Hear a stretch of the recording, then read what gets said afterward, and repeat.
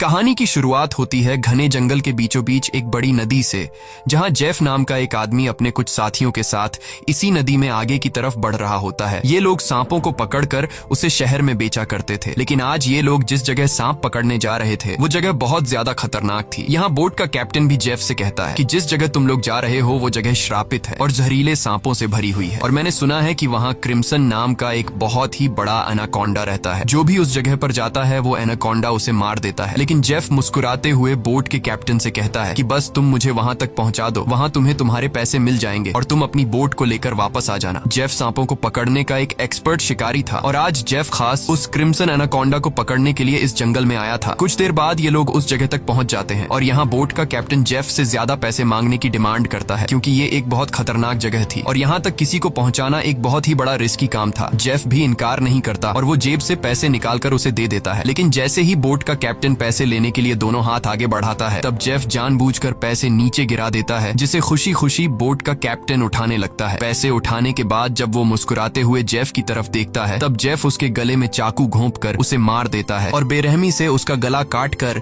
नदी के पानी में उसका सिर फेंक देता है। ये सब कुछ नदी के किनारे खड़े जेफ के साथी भी देख रहे थे। जेफ को ऐसा करते देखकर वो दोनों बहुत ज्यादा डर जाते हैं। इसके बाद जेफ अपने दो साथियों के पास आता है और उनसे कहता है कि अगर तुम दोनों ने भी मुझे धोखा देने की कोशिश की तो तुम्हारा भी यही हाल होगा। इसके बाद ये तीनों जंगल में आगे बढ़ते हुए एक जगह पर पहुंचते हैं, जहां उन्हें सांपों की एक बड़ी मूर्ति दिखाई देती है और ये देखते हुए जेफ कहता है तो आखिर क्रिम्सन एनाकोंडा की कहानी सच थी। दूसरी तरफ जेफ के साथियों को बहुत सारे सांप मिल जाते हैं, जिन्हें देखकर वो भी बहुत ज्यादा खुश हो जाते हैं। इसके बाद ये दोनों जल्दी से सभी सांपों को पकड़कर बैग में बंद करने लगते हैं, जबकि जेफ इन छोटे सांपों पर ध्यान नहीं देता और वो इस जंगल के सबसे बड़े सांप, जिसका नाम क्रिम्सन एनाकोंडा है, उसे ढूंढने लगता है। अब इन दो साथियों ने जो सांप कपड़ों के बैग में भर दिए थे, उन सांपों को अकेले एक साथी बोट तक लेकर आता है। वो देखता है कि जेफ ने जिस आदमी का गला काटकर पानी में फेंक दिया था, उसकी सर कटी लाश कुछ दूरी पर पानी में खड़ी है। ये देखकर उसे अपनी आंखों पर यकीन नहीं आया। तभी वो लाश अचानक पानी में डूब गई और तैरते हुए एक बड़ी सी चीज तेजी से उसकी तरफ बढ़ने लगी। वो आदमी डर के मारे तेजी से जंगल की तरफ भागने लगता है, लेकिन तभी बिजली की रफ्तार से एक बहुत ही बड़ा एनाकोंडा उसे जकड़ लेता है। वो एनाकोंडा उस आदमी की बॉडी पर लिपटकर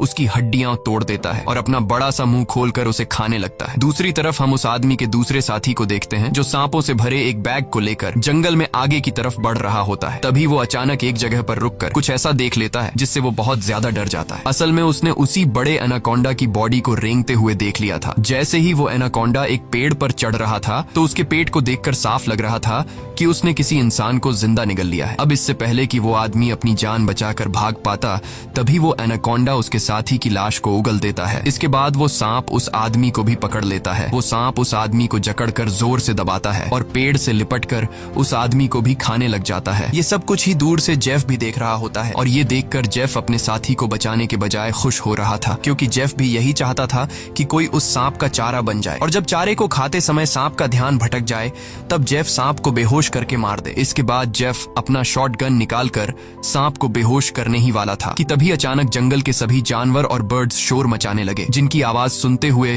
वो एनाकोंडा अपने शिकार को ऐसे ही छोड़कर चला जाता है। आखिर कुछ तो ऐसा था जिससे जंगल के सभी जानवर डर रहे थे। अब यहाँ सीन कट होता है और हमें एक सर्कस शो दिखाया जाता है। ये सर्कस अब बंद होने के कगार पर था। कोई भी इस सर्कस को देखने का इंटरेस्ट नहीं रखता था। यहाँ सर्कस के मालिक के पास बिली यांग नाम का एक लड़का आता है, जो सर्कस के मालिक को पैसों से भरा हुआ एक सूटकेस देकर सर्कस में काम करने वाले सभी लोगों को खरीद लेता है, क्योंकि उसने थाईलैंड जाकर एक नया सर्कस खोलने का प्लान बनाया हुआ था। सर्कस के लोग बिली यांग के पास इतने सारे पैसे देखकर परेशान हो जाते हैं, क्योंकि आज से कुछ साल पहले बिली यांग बहुत गरीब हुआ करता था। वो भी इन लोगों के साथ मिलकर सर्कस में काम किया करता था, लेकिन पता नहीं कि बिली यांग अब कौन सा ऐसा काम करने लगा जिससे वो रातों रात इतना अमीर हो गए। अगली सुबह बिली यांग बोट के जरिए सभी लोगों को थाईलैंड ले जाने का प्लान बनाता है। अब क्योंकि बिली यांग ने इन सभी लोगों को खरीद लिया था, इसलिए ये सभी उसकी बात मानकर बोट में बैठ जाते हैं और बोट का कैप्टन बोट को चलाने लगता है। रास्ते में बिली यांग बाथरूम में छिपकर किसी को कॉल करता है और कॉल पर वो सामने वाले से कहता है कि डिलीवरी तैयार है, जल्द ही मैं इन लोगों को लेकर तुम्हारे पास पहुंच जाऊंगा। बिली यांग की इन बातों से हमें पता चलता है कि वह बोट पर मौजूद लोगों के साथ कुछ गलत करने वाला है। कुछ दूर आगे जाने के बाद ये लोग देखते हैं कि आगे का रास्ता बंद है, जहां लकड़ी और कई सारे कंटेनर्स रखकर किसी ने रास्ता रोक दिया था। तब बोट का कैप्टन कहता है कि हम दूसरे रास्ते से जा सकते हैं, लेकिन उस रास्ते से जाते हुए हमें थाईलैंड पहुंचने में बहुत टाइम लगेगा। इसलिए बिली यांग को कैप्टन का आइडिया पसंद नहीं आता। वो कैप्टन को धमकी देता है कि जो भी हो हमें वक्त पर थाईलैंड पहुंचना है, क्योंकि वहां हमारा शो है जिसके पैसे मैं एडवांस ले चुका हूं। अगर हमने शो नहीं किया तो हम बर्बाद हो जाएंगे। कैप्टन कहता है कि अगर तुम लोग लंबे रास्ते से नहीं जाना चाहते तो फिर हमारे पास यही एक रास्ता है। वह कहता है कि हम इन सारी चीजों को बॉम्ब से उड़ा देंगे और अपना रास्ता बनाकर यहाँ से निकल जाएंगे। बिली यांग को कैप्टन की बात ठीक लगती है और वो इसके लिए तैयार हो जाता है, लेकिन उन्हें पता नहीं था कि ये लोग कितनी बड़ी गलती करने जा रहे हैं। इसके बाद ये लोग कंटेनर्स के पास बॉम्ब रखते हैं और फिर उन्हें रिमोट से उड़ा देते हैं। ऐसा करने से उनका रास्ता तो साफ हो गया, लेकिन धमाके की वजह से ढेर सारे सांप उनके बोट पर गिर जाते हैं, क्योंकि उन सभी कंटेनर्स में सांप भरे थे। डर के मारे ये लोग यहाँ वहाँ भागने लगते हैं। अब पूरी बोट सांपों से भर चुकी थी और ये सांप बोट पर मौजूद लोगों को डसने लगते हैं। यहाँ लेनी नाम की एक लड़की समझदारी से काम लेते हुए पाइप के जरिए प्रेशर से पानी खोल देती है और अपने आसपास जितने भी सांप होते हैं सबको बोट से नीचे पानी में गिरा देती है। बिली यांग डर के मारे बोट के बाथरूम में छिप जाता है, लेकिन तभी अचानक बाथरूम की छत टूट जाती है और बहुत सारे सांप बिली यांग के ऊपर गिर जाते हैं। उनसे बचने के लिए वह नदी में कूद जाता है और तैरते हुए किनारे तक पहुंचता है, लेकिन वहां पर भी एक किंग कोबरा उसके सामने आ जाता है। अब इससे पहले कि वो किंग कोबरा बिली को काट पाता, तभी कोई आदमी सांप पर पैर रखकर उसे कुचल देता है और बिली यांग की जान बचा लेता है। यह इंसान कोई और नहीं बल्कि जेफ था। अब जेफ ने बिली की जान बचाई थी, इसलिए बिली उसे अपने बोट पर ले आता है। जेफ यहाँ सभी से झूठ कहता है कि मैं एक वाइल्ड एक्सप्लोरर हूँ और एक एक्सीडेंट की वजह से यहाँ जंगल में फंस गया हूँ। तभी सर्कस के एक आदमी जिसका नाम जियाओ है, उसके कान में तेज दर्द होने लगता है। दर्द इतना ज्यादा था कि वह नीचे गिर जाता है। जब जेफ उसके कान में गौर से देखता है तो उसे पता चल जाता है कि जियाओ के कान में तकलीफ क्यों हो रही है। इसके बाद जेफ अपनी उंगली पर एक कट लगाकर उसे जियाओ के कान के पास ले जाता है और तभी जियाओ के कान से एक पतला जहरीला सांप निकलकर जेफ की उंगली को काट देता है, लेकिन सांप के काटने के बावजूद जेफ को कुछ नहीं होता और वह उस पतले सांप को पानी में फेंक देता है। ये देखकर लेनी बहुत हैरान हो जाती है और सोचने लगती है कि आखिर सांप के काटने के बाद भी जेफ पर जहर का असर क्यों नहीं हुआ। लेनी भी सांपों के बारे में जानकारी रखती थी। वह जानती थी कि एक सांप के जहर से इम्यून होने के लिए इंसान को बहुत सारा सांप का जहर अपने शरीर में डालना पड़ता है, तब जाकर उस इंसान पर सांप के जहर का असर नहीं होता। ये सारी चीज वह बिली यांग को भी बताती है और कहती है, मुझे जेफ ठीक नहीं लग रहा। तुमने भी देखा कि सांप ने उसे उंगली पर काटा, लेकिन जेफ को कुछ नहीं हुआ। लेकिन बिली यांग लेनी की बातों पर ध्यान नहीं देता और कहता है कि हमें जेफ का शुक्रिया अदा करना चाहिए, क्योंकि उसने मेरी और हमारे एक साथी की जान बचाई है। दूसरी तरफ जेफ इस बोट के कैप्टन से मिलता है। जेफ बोट के कैप्टन को ढेर सारे पैसे देकर एक नक्शा दिखाता है और बोट के कैप्टन से कहता है कि अगर तुमने मुझे नक्शे पर बताई गई जगह पर पहुंचाया तो मैं वहां पहुंचकर तुम्हें और भी ढेर सारे पैसे दूंगा। कैप्टन उस जगह का नाम सुनते ही बंदूक उठाकर जेफ पर तान देता है। वह कहता है कि अगर दोबारा तुमने वहां जाने की बात की तो मैं तुम्हें गोली मार दूंगा। दरअसल कैप्टन भी उस जगह के बारे में जानता था कि वहां एक बहुत ही खतरनाक क्रिम्सन नाम का एनाकोंडा रहता है। यह सुनकर जेफ वहां से चला जाता है। कैप्टन बोट में बैठकर मछलियां पकड़ने लगता है, लेकिन तभी हम देखते हैं कि कैप्टन जिस फिशिंग रॉड से मछलियां पकड़ रहा था वह फिशिंग रॉड नीचे से कोई जोर से खींचता है, जिसकी वजह से वह फिशिंग रॉड कैप्टन के हाथ से छूटकर नीचे गिर जाती है। अब कैप्टन उस फिशिंग रॉड को उठाने के लिए नीचे झुकता है, लेकिन तभी उसे कोई पानी में नीचे खींच लेता है। दरअसल कैप्टन को किसी और ने नहीं बल्कि जेफ ने पानी में नीचे खींचा था। कैप्टन को मारने के बाद जेफ कैप्टन की बॉडी को उस जंगल में मौजूद एनाकोंडा को बुलाने के लिए चारे के तौर पर इस्तेमाल करता है। कुछ देर बाद सभी कैप्टन को ढूंढने लगते हैं, लेकिन बोट का कैप्टन उन लोगों को कहीं पर भी नहीं मिलता। लेनी को जेफ पर शक होने लगता है कि कहीं जेफ ने उसे मार तो नहीं दिया। वह जेफ से पूछती है कि कैप्टन कहाँ है, लेकिन जेफ कहता है कि मुझे कैप्टन के बारे में कुछ भी नहीं पता। वह यह भी कहता है कि यह जंगल है, यहाँ इंसानों का गायब होना आम बात है। तभी अचानक पूरे जंगल में एक अजीब सा शोर छा जाता है। जंगल के सभी परिंदे और जानवर शोर मचाकर भागने लगते हैं। तभी एकदम से उन सबको पानी में कुछ अजीब सी हलचल सुनाई देती है। एक साथी कहता है कि यह आवाज कैसी है। तब जेफ खुश होकर कहता है कि कुछ बड़ा आने वाला है। जेफ की खुशी से ये साफ जाहिर हो रहा था कि जैसे वह इस आने वाले खतरे का इंतजार कर रहा था। तभी हम देखते हैं कि नदी की गहराई में एक बहुत ही बड़ा एनाकोंडा जेफ के लगाए जाल की तरफ बढ़ रहा है। जेफ का लगाया हुआ फिशिंग रॉड जोरों से नीचे की तरफ खींचता है। अब जेफ एनाकोंडा को पकड़ने के लिए फिशिंग रॉड को पकड़ने की कोशिश करता है, लेकिन वह एनाकोंडा इतनी आसानी से जेफ के जाल में कहां फंसने वाला था। तभी वह एनाकोंडा उनके सामने आ जाता है। यह वह एनाकोंडा आकार में बहुत बड़ा और बेहद डरावना था, जिसे देखकर सबके गले में सांसें अटक जाती हैं। जेफ ने जो फिशिंग रॉड की रस्सी पकड़ी हुई थी, एनाकोंडा उस रस्सी को जोर से खींचता है, जिससे जेफ नीचे पानी में गिर जाता है। वह एनाकोंडा जेफ को पानी में इधर उधर पटकने लगता है, लेकिन जेफ इतनी आसानी से हार मानने वाला नहीं था। वह खुद को बचाने के लिए तैरते हुए उसी नदी में मौजूद एक छोटी बोट पर चढ़ जाता है और एनाकोंडा को पकड़ने वाले जाल की रस्सी को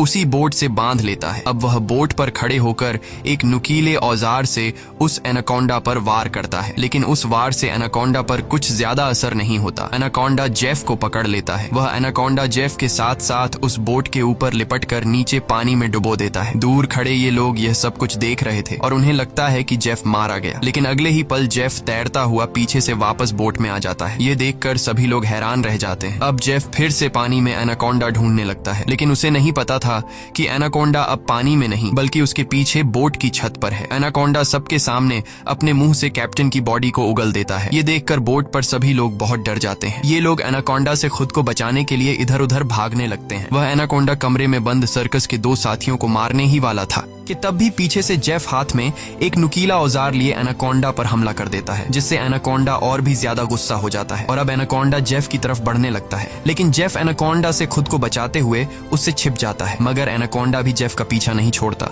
वह जेफ को ढूंढने के लिए बोट के अंदर घुस जाता है, जहां बोट के अंदर सर्कस के बाकी लोग भी छिपे हुए थे। लकीली एनाकोंडा बिली और डायना को देख नहीं पाता। वह उनके ऊपर से रेंगते हुए खिड़की से होकर बोट से बाहर निकल जाता है। ये सभी लोग बोट के कोने कोने में छिपे हुए थे। एनाकोंडा इन लोगों को ढूंढते हुए जब बाथरूम की तरफ जाता है तो वह एक बच्चे और जियाओ को देखता है। एनाकोंडा तुरंत उन दोनों पर हमला कर देता है, लेकिन यह दोनों खुद को बचाते हुए वहां से निकल जाते हैं। अब उनके पास लेनी भी पहुंच जाती है। जैसे ही एनाकोंडा लेनी पर हमला करता है, तब जियाओ समझदारी से काम लेते हुए एनाकोंडा के सिर के आगे एक मटका लाता है, जिससे एनाकोंडा का सिर मटके के अंदर फंस जाता है। मटके से अपना सिर निकालने के लिए एनाकोंडा तड़पने लगता है और इसी हलचल में यहाँ पर केरोसिन ऑयल का गैलन गिर जाता है। एनाकोंडा अपने सिर से मटके को निकालने के लिए पूरी तरह से बेकाबू हो जाता है। वह यहाँ वहां खुद को मारता है और आखिर में वह अपने सिर को बोट से पटक कर मटके को तोड़ देता है, जिससे उसका सिर आजाद हो जाता है। लेकिन आजाद होते ही पीछे से जेफ एनाकोंडा के गले में रस्सी का फंदा डाल देता है। इससे पहले कि जेफ उस एनाकोंडा को पकड़ पाता, तभी नीचे केरोसिन ऑयल गिरने की वजह से बोट में आग लग जाती है और आग धीरे धीरे बढ़ते हुए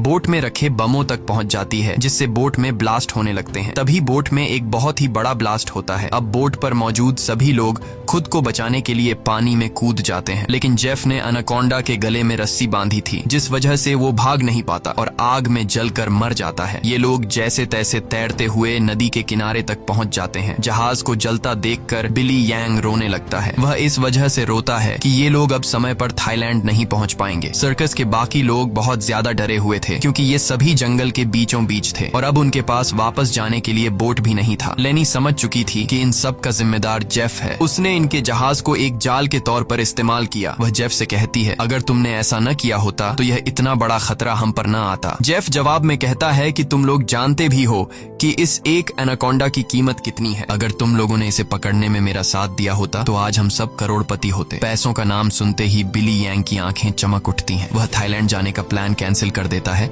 और दौड़कर जेफ के पास आता है और कहता है, मैं तुम्हारे साथ हूँ। बताओ इस एनाकोंडा को पकड़ने के लिए हम क्या कर सकते हैं और हमें पैसे कैसे मिलेंगे। उसके बाद जेफ एक मैप निकालता है और उन्हें दिखाते हुए कहता है, अगर तुम लोग मेरी मदद करोगे तो इस मैप के जरिए मैं तुम्हें 1-2 दिन के अंदर थाईलैंड पहुंचा दूंगा। अब यहाँ बिली यांग और टीम के बाकी लोग जेफ के बोट तक जाने के लिए मान जाते हैं, लेकिन लेनी को जेफ पर बिल्कुल भी भरोसा नहीं था, इसलिए वह वहां जाने से इनकार कर देती है। तभी सर्कस टीम की एक लड़की की तबीयत अचानक खराब होने लगती है। जब बिली यांग उसके कंधे को देखता है तो उन्हें पता चलता है कि उस लड़की को एक बहुत ही खतरनाक मकड़ी ने काटा है, जिसके जहर से वो मर भी सकती थी। ये देखकर जेफ वहां पर मौजूद सभी लोगों से कहता है, मेरे पास एक ऐसी दवाई है जिससे उस लड़की का इलाज हो सकता है, लेकिन वह दवाई मेरे बोट में रखी गई है। अगर तुम इसका इलाज करना चाहते हो तो तुम्हें मुझे मेरी बोट तक पहुंचाना होगा। अब न चाहते हुए भी लेनी जेफ के साथ चलने को तैयार हो जाती है। कई घंटों के सफर के बाद जब एक साथी नदी का पानी पीने लगता है, तब जेफ उसे रोक देता है और जेफ सभी से कहता है, यहाँ का पानी कभी भी मत पियो। यहाँ के पानी में ऐसे कीड़े हैं जो पानी पीते समय इंसान के अंदर चले जाते हैं। इसके बाद वो कीड़े उस इंसान के अंदर ऐसी प्यास लगाते हैं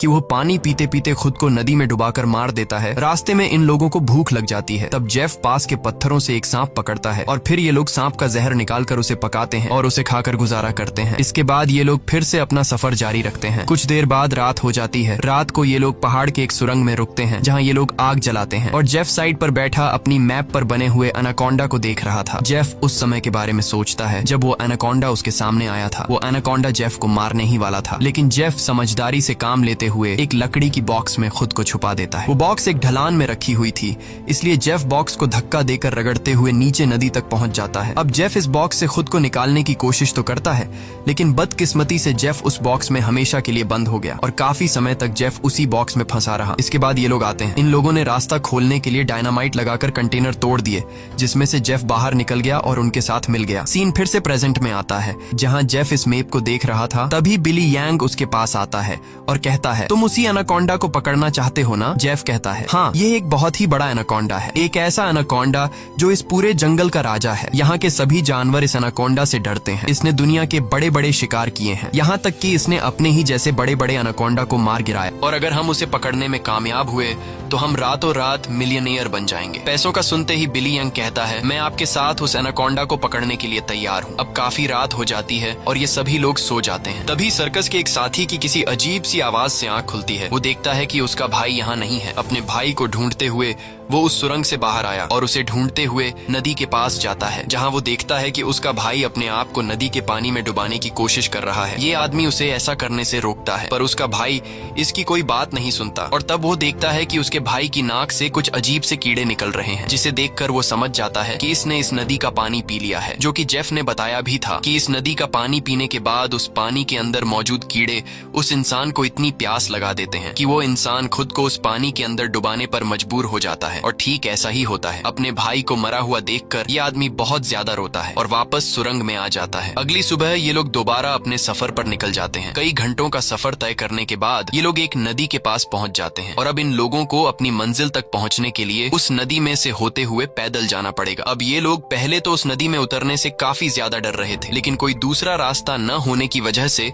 मजबूरन इन लोगों को उस नदी में उतरना पड़ता है। थोड़ा ही आगे जाने के बाद अचानक एक लड़का नीचे की तरफ इशारा करता है और हम देखते हैं कि इन लोगों को एक बड़े एनाकोंडा ने चारों तरफ से घेर लिया है। इनका एक साथी जिसका भाई रात को ही मरा था, वह डर के मारे सबके पीछे आ रहा था, लेकिन तभी पीछे से एक बड़ा एनाकोंडा उस पर हमला कर देता है और उसे बुरी तरह से जकड़ लेता है। लेनी उसकी मदद करने के लिए आगे बढ़ती है, पर वह ज्यादा कुछ नहीं कर पाती, क्योंकि उसके पहुंचने से पहले ही एनाकोंडा उस आदमी की हड्डियों को तोड़ चुका था और फिर वह एनाकोंडा उस आदमी को अपने साथ पानी में डुबा देता है। अब ये लोग अपनी जान बचाने के लिए नदी में आगे की तरफ भागने लगते हैं। कुछ देर बाद आखिर ये सब लोग जेफ की बोट तक पहुंच जाते हैं, जहां जेफ अपने वादे के मुताबिक उन लोगों को उस लड़की के लिए एंटीडोट दे देता है जिसे कंधे पर जहरीली मकड़ी ने काटा था। अब यहाँ से थाईलैंड की जमीन भी काफी करीब थी और ये सभी थाईलैंड जाने के लिए निकलते हैं, लेकिन तभी जेफ उन लोगों को रोक देता है। दरअसल जेफ इसलिए इन लोगों को इस जगह पर लाया था ताकि वो इन लोगों को चारे की तरह इस्तेमाल कर सके। जेफ उन सब लोगों से कहता है कि मैं तुम सब लोगों को वादे के मुताबिक सही सलामत यहाँ तक ले आया हूँ, लेकिन अब तुम लोगों को भी अपना वादा पूरा करना होगा, तुम्हें मेरी मदद करनी होगी। तब वो छोटा बच्चा जेफ से कहता है कि अगर तो तुम्हारी ये मदद उस एनाकोंडा से जुड़ी है तो हम तुम्हारी कोई मदद नहीं करेंगे। इनकी ये बातें सुनते ही जेफ अपनी बंदूक निकाल लेता है और बिली यांग भी चाकू निकालकर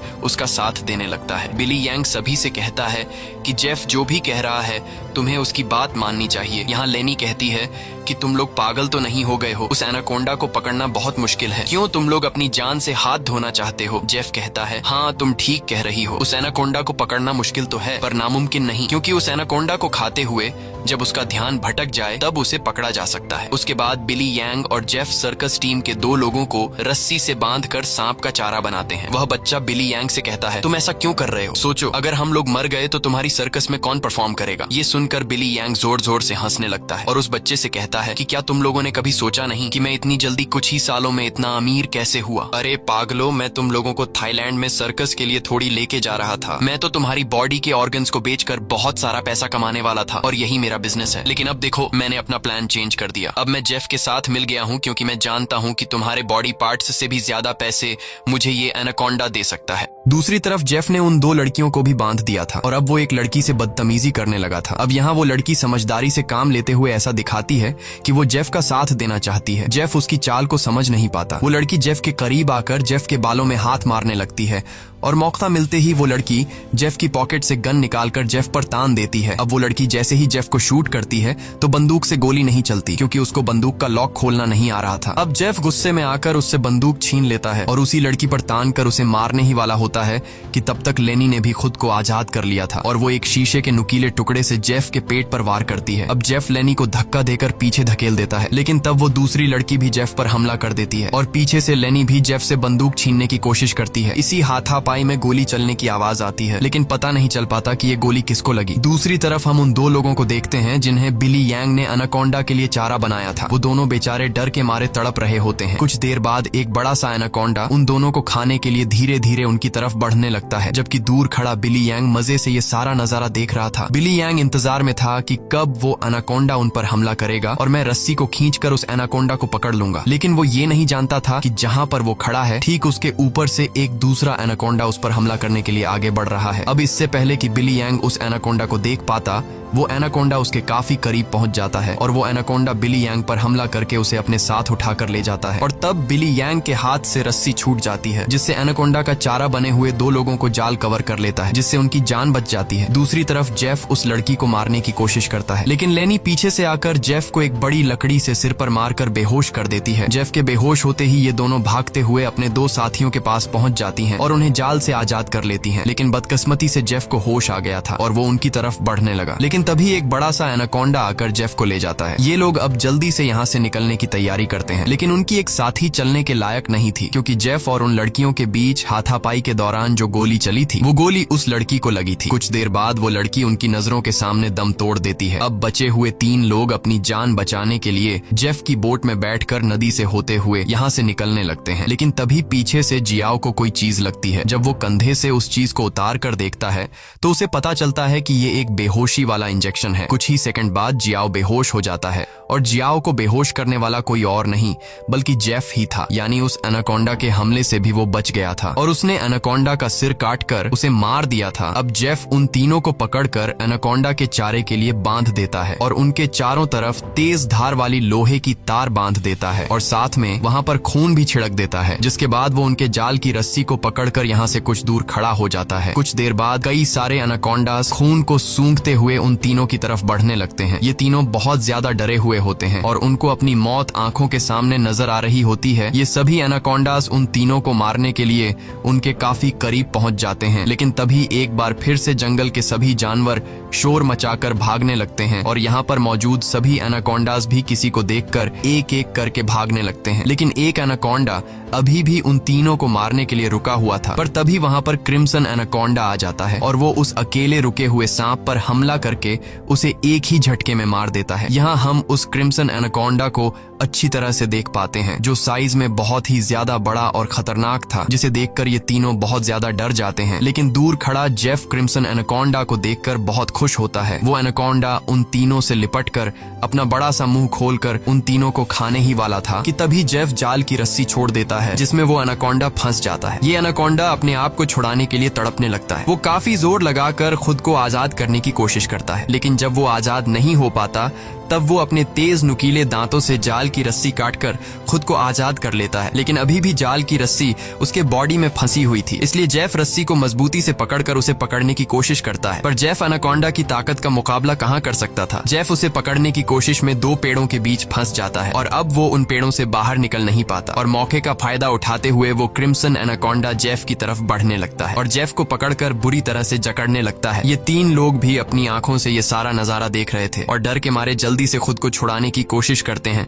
क्योंकि उन्हें पता था कि जेफ के बाद उनकी बारी है। ये लोग खुद को छुड़ाने का हर मुमकिन तरीका अपनाते हैं, लेकिन ये लोग उस जाल से निकल नहीं पाते। तभी वो छोटा लड़का अपने आप को बचाने के लिए अपने दांतों से जाल की रस्सी काटने में लग जाता है और काफी कोशिश के बाद वो रस्सी का कुछ हिस्सा काट लेता है। अब थोड़ी ही रस्सी बची थी, इसलिए वो अपने दांतों की पूरी ताकत लगाकर रस्सी को काटने लगता है, जिससे उसके दांतों से खून आने लगता है। यहाँ क्रिम्सन एनाकोंडा जेफ को बुरी तरह से जकड़ लेता है और वो जेफ को दबाकर उसकी हड्डियां तोड़ने लगता है, जिसके बाद वो क्रिम्सन एनाकोंडा जेफ को भी जिंदा निगल लेता है। दूसरी तरफ वो बच्चा अपने दांतों से रस्सी तोड़ने में कामयाब हो जाता है और वो उन दोनों को भी आजाद कर लेता है और ये लोग नदी की तरफ भागने लगते हैं।